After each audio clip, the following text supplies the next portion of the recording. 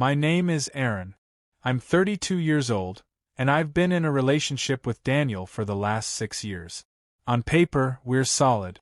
We share a mortgage, a cat named Salem, and a rotation of wine nights with mutual friends. We even have matching toothbrushes. From the outside, it all looks healthy, stable. But stability, I've learned, can be the prettiest kind of decay. Daniel is a corporate attorney. His life is meetings, mergers, and red-eye flights to cities I've never seen. Our mornings are polite, efficient exchanges. Coffee, toast, headlines, goodbye. Our nights are quieter than they used to be. Sometimes we kiss goodnight. Sometimes we don't. I didn't realize how lonely I'd become until I met Luca. He was the new stylist at a small salon tucked between a dry cleaner and a vape shop on 7. I'd passed it 100 times but never went in. Then one afternoon, after a particularly brutal argument with Daniel over something forgettable, laundry, I think, I booked a last-minute haircut just to get out of the apartment. Luca was magnetic. Tall, lean, with soft brown eyes and an easy laugh that curled around his words like smoke. His hands were precise, his confidence unshakable. He was the kind of man who owned a room without even trying. And straight, he made that clear within minute. He talked about women like they were puzzles he hadn't quite solved yet. I told him I was taken. He nodded without much interest. Professional, distant. But there was something there. Something I felt long before I could name it. The first few appointments were uneventful, but pleasant. We talked music, movies, politics. I found myself opening up to him in small ways I hadn't with Daniel in months. When he laughed at my sarcasm, I felt noticed. When his fingers brushed my neck while trimming the back, I felt alive. There's an intimacy in getting your hair cut that's hard to explain. Someone stands behind you, close, hands in your hair, eyes on your reflection. And when that person makes you feel seen, not just looked at, it becomes something else entirely. A month later, I was booking appointments with Luca every 2 weeks instead of 4. He teased me about being high maintenance. I told him I liked how he made me look. The truth was simpler. I liked how he made me feel. The first time something shifted, it was raining. The city was gray and slick, and I arrived at the salon soaked to the bone. Luca offered me a towel and a mug of something warm. His shirt clung to his chest from where he'd dashed outside to meet me with an umbrella.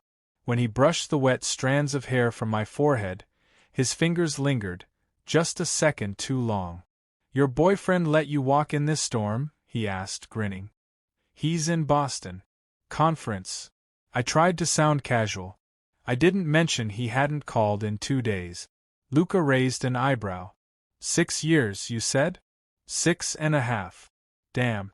I've never done 6 months. I laughed, but something about his tone made my skin warm. From that day on, our conversations got bolder. He'd flirt, just enough to leave me wondering if I was imagining it. He'd say things like, "You're too funny to be monogamous," or, "If I swung that way, you'd be trouble." Every word danced on a tightrope between playful and provocative. I told myself it was harmless, that he was just like that, with everyone. But then there were moments that felt private. Like the time he wiped hair from my cheek and didn't look away. Or when he complimented the way I smelled, almost absent-mindedly, as though it surprised him. At home, things with Daniel were deteriorating in slow motion. He was distracted, distant, his phone a permanent fixture in his hand. I caught him smiling at messages he didn't explain. We had sex twice in 3 months. The second time, he finished too fast and apologized. I told him it was fine. It wasn't. I started going to the salon on days I didn't need to. Once, I brought coffee. Another time, a pastry he'd mentioned liking. He smiled and called me thoughtful. I tried not to read into it, but the look in his eyes said otherwise. One night, Daniel was working late again. I stood in front of the bathroom mirror, staring at my reflection, and thought of Luca. Not sexually, at least not entirely. It was the way he looked at me, how he laughed at my dumb jokes, how he touched me without hesitation. He made me feel visible. Wanted. I knew something had shifted the day I lied about where I was going. I told Daniel I was meeting a friend for drinks. Instead, I went to Luca's apartment. He had texted me earlier that day. I'm testing a new dye formula. You free to be my guinea pig? The message was innocent. The implication wasn't. I stood outside his door longer than I should have, fingers cold, breath sharp. When he opened it, barefoot and grinning, I felt the ground tilt. That was the first time I questioned whether I still belonged to the life I'd built, or whether I was just passing time in it, waiting for something, or someone, to wake me up. I stepped inside. Luca's apartment was exactly what I expected, minimalist, masculine, but with small, surprising details. A vintage record player, plants he clearly took care of, and a stack of fashion magazines on the coffee table. Everything smelled faintly of cedarwood and espresso. He led me into the kitchen, where a box of bleach and developer sat beside a pair of gloves and a mixing bowl. "You sure about this?" he asked, lifting one brow with a crooked smile. "Could end up platinum, or just tragic." "I trust you," I said, before I could think better of it. He grinned. Bold move. As he mixed the solution, I leaned against the counter, watching the way his forearms tensed as he stirred. The silence between us felt intentional, like we were both listening for something that hadn't been said yet. "Do you ever miss it?" I asked. "Dating. The randomness of it." He looked up. "You mean, do I miss being wanted?" I nodded. He didn't answer right away. "I miss the clarity," he said finally. "When someone wants you, they don't hide it. They don't make you guess. You just know." The words landed heavier than I expected. 15 minutes later, I was seated in a chair in his living room, towel around my shoulders, while he painted bleach through my hair with confident strokes. His fingers were warm against my scalp, and he hummed under his breath, something slow, almost sensual. The tension between us had shifted. It wasn't subtle anymore. It was thick and humming, electric in the quiet. "So," he said, voice low, "you still with your guy?" "Yeah." "Happy?" I hesitated. "It's comfortable." He smirked. "That's not the same thing." I opened my mouth to argue, but nothing came out. As we waited for the bleach to lift, Luca poured 2 glasses of whiskey and sat across from me. The alcohol burned, but in a good way, like it belonged there. He watched me, not with hunger, but with a strange kind of patience. Like he was waiting for something to click. "You don't seem like someone who's comfortable," he said, leaning back. "You seem like someone who's pretending." That hit harder than it should have. Before I could respond, the timer went off. He stood, all grace and quiet confidence, and motioned for me to follow him to the bathroom. The apartment only had one, a compact space with a walk-in shower and a small window fogged with steam from earlier. "Shower's already warm," he said. "I'll rinse you out. You okay with that?" My throat was dry. I nodded. He stepped in behind me, still fully clothed, sleeves rolled up. I stood under the stream while he guided my head back, water rushing over my scalp. His hands moved through my hair with practiced care, but there was something more now. His fingertips lingered, kneaded, explored. The silence was no longer comfortable. It was charged. "Relax," he murmured, voice nearly swallowed by the water. "I've got you." And maybe that's what broke me. Because I wanted to believe it, that someone had me. That someone saw me, not as an obligation or a fixture, but as something worthy of desire. I turned around. Water clung to his lashes. His shirt was soaked, clinging to his torso. Our faces were inches apart. "You shouldn't," he began, but I didn't let him finish. I kissed him. It wasn't soft or delicate. It was desperate. Wet skin, damp clothes, mouths crashing like waves in a storm. His hands were on my waist, then my neck, then my face. We stumbled, breathless, against the tiled wall, the heat of the water indistinguishable from the heat building between us. He pulled back for a moment, forehead pressed to mine. "Aaron, I'm not." "I know," I said. I don't care. There was no space for definitions in that moment. No labels. No loyalties. Just two people drowning in something they couldn't name. The shower kept running. Steam curled around us like smoke. He kissed me again, slower this time, like he was memorizing the taste of a mistake. When it ended, we stood there in silence, both of us soaked and shivering, not from cold, but from whatever line we had just crossed. He stepped back first. "This didn't happen," he said softly, eyes avoiding mine. But the shake in his voice betrayed him. We both knew it did. I nodded, wrapping the towel around my shoulders, suddenly aware of how naked I felt, even with clothes on. Neither of us spoke as I got dressed.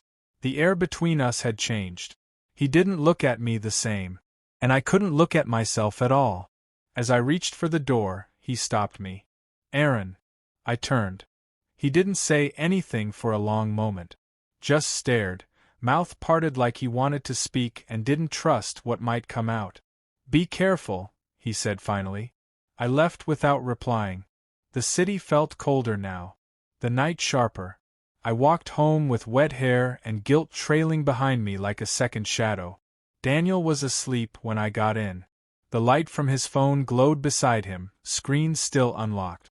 A text preview flickered across it. "Had fun tonight. When can I see you again?" I stood there, towel still damp in my bag, and realized neither of us had been faithful for a long time. The morning after Luca and I crossed that line, I stood in front of the mirror with a towel around my waist and guilt hanging off my bones. My hair was lighter, technically perfect, professionally done, but I couldn't stop staring at the man staring back at me. He looked like someone I didn't fully recognize. Daniel was in the kitchen making coffee, still in his sweatpants, humming something off-key. He didn't ask where I'd been the night before. He didn't mention the text I saw on his phone, and I didn't bring it up. We had become experts in silence. Masters of avoidance. "New hair," he said, glancing up from his mug. "Yeah," I replied. Felt like a change. "Looks good." That was it. No curiosity. No suspicion. Just another morning in our increasingly hollow routine. I told myself the kiss with Luca was a one-time thing. A lapse in judgment. I convinced myself that guilt was a cure. But then a message came. "Luca, sorry for yesterday. I shouldn't have, but I can't stop thinking about it." I stared at the screen, thumb hovering. I didn't reply. Not that day. Not the next. But the third day, I found myself walking into the salon unannounced. I told myself I needed product. I told myself I needed closure. What I really needed was to see if the spark in his eyes was real or something I'd invented in the steam of that shower. He looked up from the front desk and froze for just a second. Then smiled like nothing had happened. "Back already? Miss me?" I tried to smile. "You got any of that sea salt spray you used on me last time?" He handed it over, brushing his fingers against mine. The contact was brief but volcanic. "Anything else?" he asked. I should have said no. I should have walked out. Instead, I leaned in and whispered, "Your place. Tonight." The affair didn't begin with declarations or promises. It began in fragments, glances held too long, touches too intentional, kisses that started hungry and ended trembling. At first, it was sporadic, twice a week, then 3. Eventually, it became routine. I told Daniel I had new clients, new deadlines, drinks with friends. He didn't question a thing. Sometimes I wondered if he even noticed I was gone. Luca and I never talked about what we were doing. We didn't define it. We didn't need to. It was lust, yes, but also something deeper. Something more dangerous. He cooked for me once. Just pasta, nothing fancy, but he stood barefoot in his kitchen, humming that same off-key song Daniel used to sing. I sat on the counter watching him and felt something crack open inside me. "I'm not gay," he said one night, lying beside me, skin damp and flushed. "I know," I whispered. "But I want you." That was the last thing we said before falling asleep. But it wasn't all heat and tension. There were moments where reality pressed in, hard and unforgiving. Like the night Daniel found a hickey on my collarbone. His eyes narrowed, and for a moment I thought it was over. "You're seeing someone," he said flatly. I opened my mouth to deny it, but he just waved me off. "Doesn't matter. So am I." Silence stretched between us like a fault line. "How long?" I asked. "Does it matter?" he shot back. I didn't answer. Because maybe it didn't. Maybe this was just the inevitable unraveling of something that had been fraying for years. That night we slept in the same bed but didn't touch. The space between us felt like a canyon. Luca was different after that. More cautious. Less bold. "I didn't mean for this to get messy," he said one night, lighting a cigarette on his balcony. "I've never been anyone's secret before." "You're not a secret," I said.